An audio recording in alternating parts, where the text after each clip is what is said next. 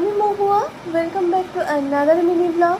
দিনটা ছিল লক্ষ্মী পুজোর দিন, আর আমাদের বাড়িতে প্রায় 3-4 বছর ধরে এই লক্ষ্মী পুজোর দিনকে নারায়ণের পুজো হয়। তাই সকালবেলা উঠে থেকে এই সব কিছু জোগাড় করছিলাম।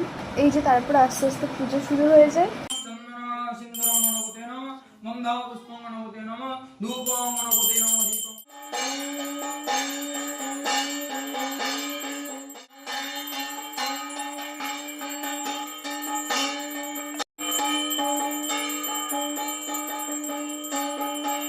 আমরা তো প্রতি বছর লক্ষ্মী পুজোটা এভাবেই কাটাই, আর হয়তো বা রাত্রে একটু ঠাকুর দেখতে যাই, কিন্তু এবছর আর রাত্রে কোথাও বেরোইনি, কারণ সেভাবে আর ভাল লাগছিল না।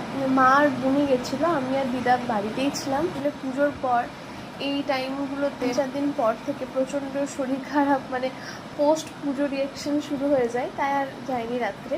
তোমরা কেমন কাটালে আমাকে শেয়ার করো। আজ তবে আসি, দেখা হচ্ছে নেক্সট শর্টসে। Stay tuned, by.